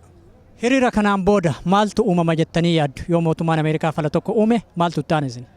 Kan itti aanu jennee kan yaannu inni tokko bilisummaa Oromootu ta'a jennee yaanna. Yoo inni ta'uu baate immoo hanga gaafa bilisummaan dhuftutti inuma falmannaa asuma deebinaa gara biraas hin dhandhaa biyyas dhandhee immoo yoo Waaqayyo Oromoo bilisa baase akka har'a wal agarre kanatti immoo Oromiyaatti walitti deebinee wal agarra. Walumaa galatti gabaabinatti hawaasa Oromoo har'a kana bakka kana argamaniif bakka biraattis jiraatanii fi uummata Oromoo biyya keessaaf dhaamsa akkam qabdu? Uummata biyya keessa dhaamsi nu qabnu jabaadhaa isin duuba jirra qabeennaan jireennaan sabboontummaan Oromummaan wama maraan isin bira dhaabannaa hin dadhabina hin ifatina jabaadhaa qabsoo teessan itti fufaa jenna. Hawaasa Oromoo Pensilveeniyaa hedduu galatoomaa ulfaadhaa. Tole gaamee maqaa keessanii fi eessarraa dhuftanii har'aan kana hiriira kanatti hirmaattan? No maqaan kee Siraaj Adam jedhama. Magaalaa Kentaakii keessaa dhufne. Hiriirri kun gaarii ka dhaamsi nu isinii dabarsinu jira. Dhaamsi wanni Oromoo gabroomsi asiin ga'e tokkummaa dhabu. Ammallee borullee warra Feesbuukii gubbabbayee Paaltookii gubbabbayee olola Oromoo irra oofu. Ka wal arrabsu. Diina haa arrabsu haga ofii wal arrabsu. Gorsi isaanii kennitan. Please hundi keessanuu bakka jirtanitti dhaamsa dabarsaaf wal arrabsu walirra qabsaa'uu haa dhiifnu. Diinnuu hin jira akkatti qabsaa'uu dandeenyu. Dhaamsi isin nu dabarsitan TV Oromiyaallee ta'ee miidiyaan hedduun bakka jiranitti Oromoon Oromoorra qabsaa'uu haa dhiisu. Wanni Oromoo addaan diigaa jiru Feesbuukii. Wanni Oromoo addaan fageessaa jiru Paaltookii. Alalaa fi arraba maa wal arrabsina diinnuu hin jira diina haa arrabsinu. Mee akka hawaasa Oromoo Kentaakiitti guyyaa har'aa kana mootummaan Ameerikaa fala yookaan deebii gabaabaa hawaasa Oromoo har'a hiriira baheef yoo kennuu dhabe wanti itti aanu maali? Uummanni Oromoo hawaasni Oromoo maal gochuu qaba? Egaa maqaan koo Amaan Ahmadiidhaa jedhama. Anis kan dhufe koomunitii Kentaakii irraayi. Akkasumas gaafileen guyyaa ammaa har'aan kana uummanni Oromoo asitti bahanii gaafii gaafatan kanaaf amantaa kennaan yoo abbaan jabaate deebii ni arganna jennee yaadna. Ammas yoo kan qaamni gaafii nu dhiyeessineef kun deebii kan nuuf hin kennine taate akkaataa ilaalcha nu hajamnuun kan deebii. Maali gaafiin keessan guyyaa har'aa kana? Gaafiin keenya uummatni Oromoo biyya keessatti ajjeefamaa jira, hidhamaa jira, du'aa jira. Isa kanaaf qaamni Ameerikaan akka gargaarsa qaama mootummaa saniif hin goone. Kanuma nurraa haa dhaaban. Gargaarsa kan nurraa dhaaban uummanni Oromoo guddaadha. Humnas ni qaba, dandeettis ni qaba, dandeettiif humna isaatti fayyadame rakkoolee diinni isarratti hojjechaa jiru kan raawwachaa jiru kan kanarraa akka waanjoo gabrummaa kana jalaa bahu ofiin humna ofiitiin jalaa bahu akka danda'u kanammoo deeggarsa akka gara dippiloomaasii ta'e deeggarsa faayinaansiilee akka qaamni kun hin gooneef kan akka nurraa dhaabatu. Gaafii gaafattan deebii argamee jira. Hanga ammaatitti karaa adda addaatiin deebiin kallattiidhaan argamuu baatus gaafilee adda addaatu ka'a yeroo adda addaatiin ammoo gaafiin akka fedhiin uummanni Oromoo qabutti kallattiidhaan deemuu baatus adeemsa keessatti wanti nu gaafannu addunyaanis uummanni Oromoo kanaan dura seenaa isaa keessatti waggoota dheedduudhaaf cunqurfamaa ture. Amma immoo daraan kabarattoonni isaanii dubartiin ulfaa manguddoon odoon jedhin daa'ima ganna 7 irraa qabee hanga waggaa 70titti kajjeefamaa qalamaa kuwwan ammoo mana hidhaatitti kuwwan ammoo sababa kanarraa kan ka'e baharatti badanii karaa irratti dhumaa kan jiran kun akka gabrummaan nurraa dhaabatuuf gaafiin hanga ammaa ka'aa tureef deebii gahaa ammas argachuu baannu of duratti ammoo abdiin qabna. Maaliif uummanni Oromoo kanaan dura bifa adda addaatiin qabsoon godhamaa ture amma bifa qindaa'een deemaa jira. Ammas bifa harcaatiin tokkollee akka hin uumamnetti abdii qabna uummanni Oromoo waan hawwinu isa bira ga'uu akka dandeenyu waan abdii qabnuuf gaafiin gahaadha gaafiin gaafatame deebii gahaas dhabu of duras akka argannu abdii qabna. Chicago! Chicago! Isa dhumaa Chicago! Tole egaa hawaasa Oromoo waldaa hawaasa Oromoo Chicago hamilee kanaan magaalaa Washington DC keessatti argamu. Egaa mee isaan keessaa manguddoon umriin guddatan maqaa keessan irraa jalqabne. Daatu. Obbo Daatu mee har'aan kana Chicago irraa dhuftanii miti? Mee hiriira kanarratti maal argitanii maaltu isin dhagame? Hiriira kanarratti waan guddootu natti dhagameetiin jedhe uummata naannoo hedduu dhufetu asitti wal ga'ee boochaa yookaan wayyaaneen ijoollee Oromoo kutaa tokkorraa ka'ee haga yuunivarsiitii ga'utti qalanii bineensa nyaachisaa jiran aarii yookiin gaddanitti dhagamee dhufnee wargee kanatti argamneetiin jenne baane. Tole egaa hawaasni Oromoo biyyoota garaagaraa jiranii fi akkasumas kan Chicaagoo fi Illinois keessatti hafan dhaamsi isin waliigala qabdaniif guyyaa har'aa kana ilaalchisee maaltu jira? Dhaamsi ani qabuuf urgee jiran hunda ilmaan Oromoo gara kutannoon socho'anii qabsoo tana ka ilmaan dubartiin daa'imti jaarsi manguddoon irratti dhiiganii dhiigni isaanii akka lagaa isan akka hin daganne halkanii guyyaa itti dunuunfatanii akka bootaan gahan dhaamaa fi hin dagatinaa ka'aa jabaadhaa diina keenya hin cabsinaa hin moonaa rabbi nu gargaaraa haqateennaa fi jabaadhaa ka'aa jedhaan dhaamsan. Tole hedduu galatoomaa. Mee isinis akkuma arginu dargaggoodha yeroo ammaa kana Chicaagoo irraa dhuftanii asii argamtanii miti eenyu dura dubbata? Ana Raajal Qabish. Tole egaa mee dargaggoonni akka kan keetii biyya keessatti hidhamaa jiru, ajjeefamaa jiru, roorrifamaa jiru isaa ilaalchisee guyyaa har'aa kanas atis deeggarsa san mul'isuu fi hiriira baatee jirta. Maal argite hiriira kanarratti? Hiriira kanarratti tokkummaa Oromoo baay'atanii bahu wanta nama gammachiisu argine kun itti hafuuf jenna jabaannee irra hojjechuu qabnaa nullee qaamanillee bira jiraachuu baan yaadaa wajjin jiraannee deeggarsa jabaa godhuufii qabnaan jedha. Ergaa akkam qabdan isin dargaggoonni namni lamaan kun wal duraa duubaan dargaggoo biyya keessatti yeroo ammaa kana mormii irratti miidhamaa jiran? Yaa dargaggoota biyya keessaatiin kan jennu isin faana jirraa mirga keessa yoomufuu falmattanii deeffachuu qabdanii nullee isin duukaan jirraa sagalee keessan akka mirgi keessan kabajamuuf nullee bakka jirrutti isin waliin dhaabannee mootummaa addunyaatti waan agarsiisaa jirruuf isinillee jabaadhaa sochiin kun duubatti deebi'uu hin qabu laafuu hin qabu jabaattanii mirga keessan deeffachuu qabdan mirga keenya nu argamuu qaba Oromiyaa teenna biyya dimokiraatii taate nu ijaaruu qabdan jedha. Yaa dargaggoonni Oromiyaa keessa jiran martinuu akka qabsootti fufan nullee si hojiin jirra haga dandeenyuun. Hedduu galatoomaa isinis mee isinoo maal jettan guyyaa har'aa kana ilaalchisee ammaan kana yoo xiqqaate maayila 3 yookaan kiiloomeetira 5 oli kan tilmaamamu miilaan aduu kana keessa deemnee dhufnee ammaan kana White House afoo jirra. Maal godhuu qaba jettee yaadda mootummaan Ameerikaa uummata Oromoo kanaaf? Duraan dursee kun gammachuu wanni jechuu barbaadu Oromoon akkana wal gahuu isaa magaalaa hedduurraa fi godina hedduurraa walitti dhufuuni. Wanni nu gaafannu akkuma kanaan duras gaafataa turre mirgi Oromoo dhiitamaa ture. Mirgi Oromoo ka dhiitamuun mootummaa maallaqa Ameerikaan qarqaartuuni maallaqni sun irraa dhaabbachuu irra jira jechuudha. Maallaqni illee dhaabbachuu baate maallaqni sun bakka deemuu irra jiru to'achuu irra jira. Sigal mirgi ilma namaa sun eeggamuu irra jira. San Ameerikaan odoo to'atte san odoo nu laalte iyya keenya kana nu dhageettuu san barbaanna. Tole galatoomee mee shamarran Oromoo kan akka keessanii biyya keessatti mootummaa biyya saniitiin baay'inaan dhumaa jiru, ajjeefamaa jiru, roorrifamaa jiru. Kanaan wal qabatee mee shamarran biyya keessaatiin maal jettaati? Shamarran biyya keessaatiin waan jedhu jabaadhaa haqa ofiitiif du'uun biyya ofiitiif du'uun argitee sabboonummaadha. Kanaaf jecha akka isinitti hin dhagahamne yoomillee akka if duubatti hin deebine kanaaf jecha dhaamsi kiyya kanuma if ilmaan Oromoo guutuyyuu jabaadhaa if duubatti hin deebi'ina argitee nuti saba bal'aadha sabni bal'aan gabroomuu hin qabu yoomillee argitee nuti argitee bilisummaadhaan dhalanne gizee garaa haadhateen keessaa baanu qulqulluu bilisummaa waan dhalanneef gabroomuu hin qabnu ummata diqqaanii jabaadhaa diqqaa guddaa hin jedhu jaarsaa fi argitee maanguddoo hin jedhu cufti keessaniyyuu jabaadhaa jedha. Hiriirri har'aa kun adda kan taasisu hawaasa Oromoo biyyoota garaagaraa keessa jiran keessumattuu kaaba Ameerikaa keessaa kutaa bulchiinsa 38 irraa argamanii keessattuu Kanaadaa irraa immoo Torontoonis baay'ina asii argaman. Kun adda taasisa. Haa ta'u malee hiriirri kun mootummaa Itoophiyaa irratti dhiibbaa akkam fida jettanii yaaddu? Akka yaada kiyyaatti hiriirri kun ilaalcha isaan olaantummaa addunyaa irratti nuura jabaadha ikonomiinis kanaanis jedhan kanaafi mirga ilma namaatiis jajjabummaa isaanii kan mul'ifatan faallaa isaati jechuudha. Odaadha biyya san mirgi jiraatee uummanni Oromoo biyya kanatti bahee asitti hin lallabu.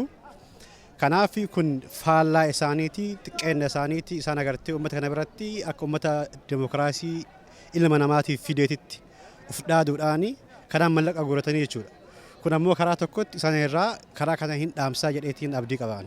Tole gaamee isin nama hedduu Chikaagoon tokko tokko waliin ga'uu hin dandeenye isa xumuraatiif ammas Chicaagoo. Tole gaamee maqaa keetii fi magaalaa kamirraa dhuftee har'a kana asitti argamta? Maqaan kiyya Jawar Adam jedhama. Magaalaa Atlantaa irraa dhufe. Jawar Atlantaan asirraa baay'ee fagaata. Ammaan kana ammoo kan argamtu magaalaa Washington DC keessatti nuti asuma argamna. Kana jechuun imala karaa dheeraa qaxxaamurreeti ammaan kana White House yookaan masaraa mootummaa biratti argamna. Mee hiriirri kun akkamiin jalqabee akkamiin geggeeffamee as bakka kana gahe? Hiriirri akkuma gaariitti deemaa jira. Capital Hill irraa jalqabe jechuudha mana mootummaan Ameerikaa seeratti murteessu. Achirraa jalqabee gara kiiloomeetirii 4-5 ta'a. Lukaan deemnee amma kun White House fuuldura dhufne rakkoo uummata keenya irratti dhaqqabaa jiru iyyataa jirra. Asirra Jawar kiiloomeetiroota 5 kan ta'u miilaan deemne kana jechuun ammoo aduunis hin jira baay'ee oowwaa dheebuunis akkasuma jira. Mee har'aan kanaan wal qabatee hiriira geggeeffamu kanaan milkii akkamtu argama jettee yaadda akka nam tokkootti akka hirmaataa hiriira tokkootti? Milkii guddaatu argama. Nuti sa'a 5 aduu keessa deemne uummanni keenya garuu waggaa amata bara dheeraa fi jiru gadadoo keessa jiraachaa jira.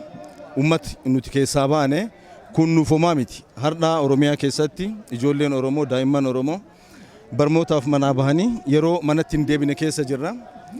Dargaggoon Oromoo biyyaa baqatanii galaana keessatti dhumaa jiranii. Gammoojjii biyya ambaa keessatti dhumaa jiran jechuudha. Wanti nuti goone kuni yeroo rakkoo uummata keenya irra dhaqqabaa jiru wal madaalu homaa miti. Kana caalayyuu nurraa eegama. Milkiin hiriira kanaa akka adda addaatti ilaalama. Tokkoffaa hiriirri kun yeroo duraatii fi uummanni heddumminaan magaalota Ameerikaa 20 ol keessa dhufee ka keessatti hirmaate ennaa ta'u. Oromootiin ilaalcha siyaasa adda addaa qaban ka keessatti hirmaatan. Sagalee tokkoon rakkina uummata keenyarra jiru dhageessisaa kan jiran ta'uun isaa milkii guddaadha. Lammaffaa rakkoo uummata keenyarratti biyya keessatti gahaa jiru keessattuu karaa mirga ilma namaa dhiituudhaan kan uummata keenyarratti gahaa jiru jaarmaan akka Amnesty International Koongirasa Ameerikaa duratti dhiyaatee kan itti ragaa bahe. Rakkoo uummata keenyaa Oromoo bira taree jaarmaaleen alagaa kan itti waltajjii itti ragaa bahan waan ta'eef kuni milkii guddaadha jedhee yaada jechuudha. Tole hedduu galatoomi Jawaar. Galatoomi Usmaan.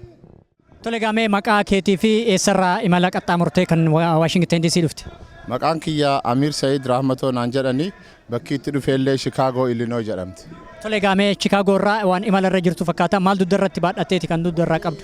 Amma dudda kana irratti argitu kun argitee ganamuma kana biyya sanii kaanee maatii keenya waliin nama gara 20 oltu Chicago irraa xayyaara tokkoon dhufnee asitti argamnaa jechuudha.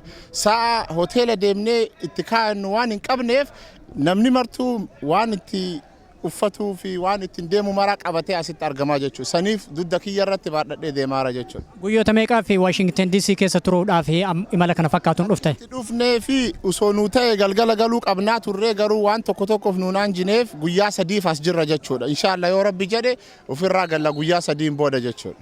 Guyyaa 3 booda gara biyyaa dhuftanitti yoo deebitan ta'e milkii akkamiitiin deebitan jedhee hawaasni Oromoo achitti hafe yoo isin gaafate maal deebiin keessan? Akkitti dhufneefillee hamilee tokkoof dhufnee waan dhufneefillee uummata tunurraa dhumataa jira waan kana argitee mootummaa bira geessinee waan itti iyyanna jenneet asitti dhufnee jechuudha. Haalli amma arginu kana namoonni as jiran martu baay'ee nama boonsisaa jechuudha baay'ee nama gammachiisaa jechuudha. Kanaaf uummanni Chicago jiranitti fi isteeta biraallee warri jiran wanna akkanaa kana qophii akkanaa kana akka argamanii uummata ofii biratti birmachuu qaban itti dhaammadhaa jechuudha. Tole gaa hedduu galatoome. Hayyee isinillee galatooma. Duraan dursa maqaa koo ibsiteetta garuu magaalaa Ottawaarraan dhufe Kaanaadaa. Bakka inni waan asirraa hubadhe Oromoon rakkina isaa tokkummaadhaan ka'ee ibsachuudhaaf bifa kanaan ka'uun mootummaan Ameerikaas immoo rakkina biyya keenyaa sana utuu beekuu callisuun akka hin dandeenyee fi gara fuulduraatti jabinni uummata keenyaa bifa kanaan yoo jabaate jijjiirama guddaa qabsoon saba keenyaa sana akka fiduun na hubachiise jechuudha wanta nan arga. Tole gaa hiriira kanaan wal qabatee hawaasni Oromoo biyyoota biroo keessa jiraatan keessumattuu biyyoota Awurooppaa, Awustiraaliyaa fi bakka garaagaraa jiraatan hiriira kana fakkaatu akka Ameerikaaf Kanaadaan qopheesse kanatti maal godhuu akkami qopheessuu qabanii dhaamsi ati qabduun maali? Oromoon dhugaa dubbachuuf taanaan inni biyya keessa jiru callisaan jiru du'aa jira.